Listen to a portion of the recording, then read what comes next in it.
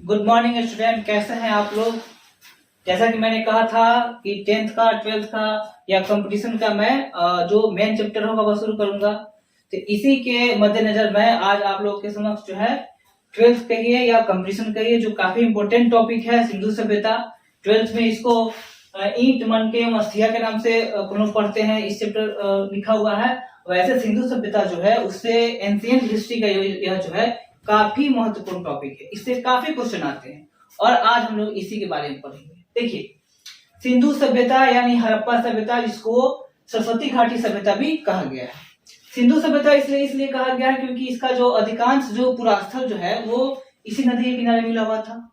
इसे हड़प्पा सभ्यता इसलिए कहा गया है क्योंकि सबसे पहले इस सभ्यता में जो है हड़प्पा नामक जगह का खोज हुआ था। ठीक है, और इसे सरस्वती घाटी सभ्यता भी इसलिए कहा गया है कि सरस्वती घाटी सरस्वती नदी के किनारे भी इसका बहुत सारे स्थल जो है मिले हुए हैं। देखिए, अब तक जो है सिंधु सभ्यता के 1401 पूरा स्थल प्राप्त हुए हैं। कितने प्राप्त हुए हैं? 1401, जिसमें से 917 भारत से, 481 पाकिस्तान से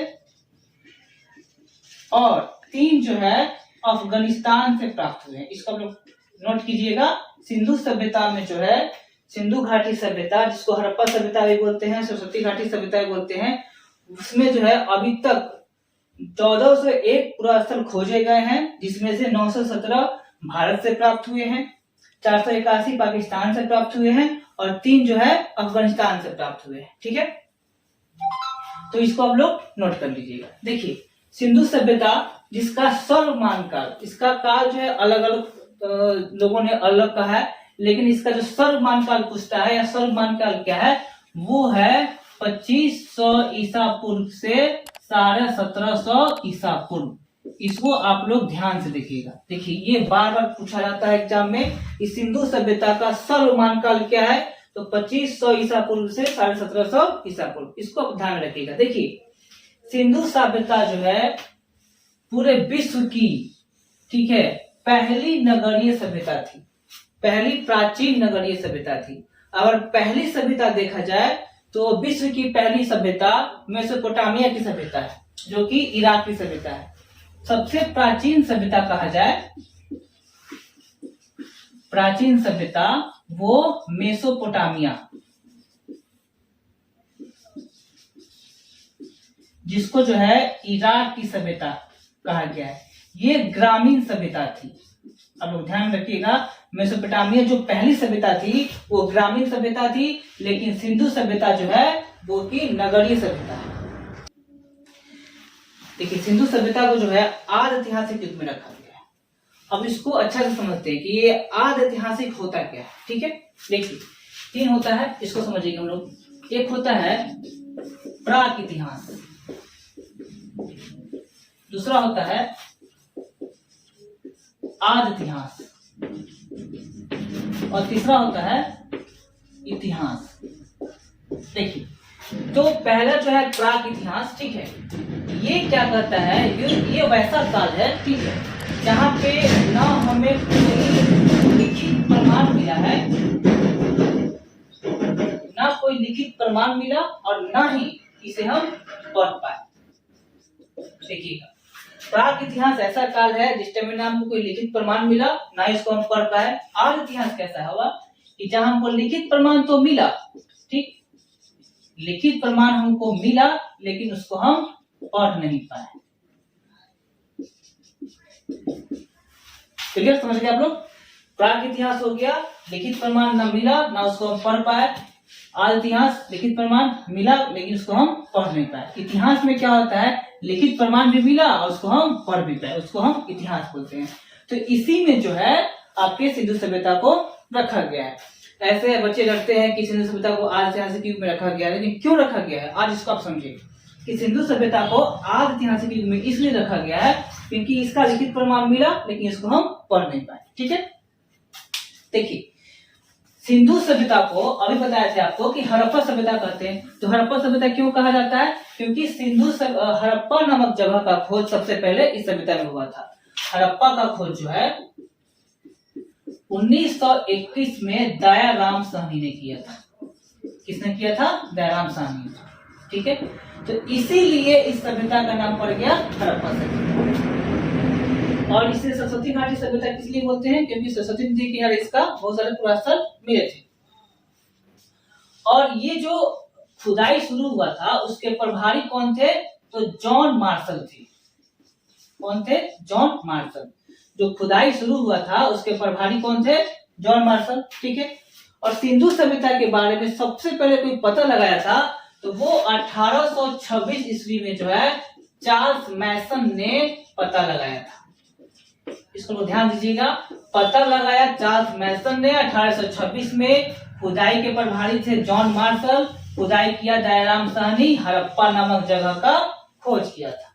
ठीक, अब जो हमारा सिंधु सभ्यता है, ठीक है, तो सिंधु सभ्यता का क्षेत्रफल कितना है, सिंधु सभ्यता का आकार कितना है, सिंधु सभ्यता पूर्व से पश्चिम में कितना फैला हुआ है, वो सब हम लोग जानेंगे। देखिए, इस भाग में इसका हम लोग इंट्रोडक्शन पढ़ेंगे। ठीक है, और नेक्स्ट भाग में बताएंगे इसके शहरों के बारे में, जितने भी इसके प्रमुख शहर हैं उसमें कौन कौन से शहर है, मोहनजोदड़ो, हड़प्पा, चंद्रगुप्त, कालीबंगा, और उसमें किस नदी के किनारे है, जो भी उसकी जो खास बातें हैं उसको हम लोग वहां पढ़ेंगे। ठीक है, सिंधु सभ्यता को हम लोग 3 पार्ट में पढ़ेंगे। पहला पार्ट में इंट्रोडक्शन आपको बता रहा हूँ, सेकेंड और थर्ड आगे में पढ़ेंगे। ये आपके एग्जाम के दृष्टिकोण से, चाहे वो कोई भी कॉम्पिटिटिव एग्जाम हो या 12th का एग्जाम हो, उसके दृष्टिकोण से ये बहुत महत्वपूर्ण है। आप लोग यहाँ ध्यान दीजिएगा। देखिए, तो सिंधु सभ्यता का जो है आकार है त्रिभुजाकार। त्रिभुजाकार इसका आकार है। इसका कुल क्षेत्रफल है 12,99,600 वर्ग किलोमीटर। ध्यान दीजिएगा, सिंधु सभ्यता का कुल क्षेत्रफल 12,99,600 वर्ग किलोमीटर है। इसकी आकार त्रिभुजाकार है। ये पूरब से पश्चिम 1600 किलोमीटर और उत्तर से दक्षिण 1100 किलोमीटर में फैली हुई है। इसको ध्यान दीजिए आप लोग। पूरब से पश्चिम ये है, या पश्चिम से पूरब कहिए 1600 किलोमीटर, और ये उत्तर से दक्षिण मात्र 1100 किलोमीटर। तो यहाँ हम लोग क्या देखे, सिंधु सभ्यता का आकार त्रिभुजाकार, क्षेत्रफल 12,99,600 वर्ग किलोमीटर। ये पूरब से पश्चिम में 1600 किलोमीटर में है और उत्तर से दक्षिण में 1100 किलोमीटर में। ठीक है, अच्छा, अब इसमें क्या है, इसका पूर्वी बिंदु, इसका पश्चिमी बिंदु, इसका उत्तरी बिंदु, इसका दक्षिण बिंदु कौन कौन सा है, इसको हम लोग देखेंगे, जो कि एग्जाम के दृष्टिकोण से काफी महत्वपूर्ण है। देखिए, इसका पूर्वी बिंदु जो है ये पड़ता है आलमगीरपुर। आलमगीरपुर ये जो है मेरठ जिला में है, यूपी के। ध्यान दीजिएगा आप लोग। इसका सबसे पूर्वी बिंदु है सिंधु सभ्यता का, वो आलमगीरपुर में है, मेरठ यूपी में। अच्छा, इसका जो पश्चिमी बिंदु है ये पड़ता है बलूचिस्तान, जो कि कहां पे है, पाकिस्तान। ये पाक का भाग है, पाकिस्तान का भाग है बलूचिस्तान। वहां पे इसका पश्चिमी बिंदु और पूर्वी बिंदु जो है आलमगीरपुर, मेरठ में। ठीक है, इसका जो उत्तरी बिंदु है ये आपका मादा जगह है, अखनूर जिला है, जम्मू कश्मीर में। ठीक है, इसका उत्तरी बिंदु कहाँ है, मादा जगह है, अखनूर जिला है, जम्मू कश्मीर में। ठीक है, और इसका दक्षिणी बिंदु ये पड़ता है आपको दाइमाबाद, जो कि है महाराष्ट्र में।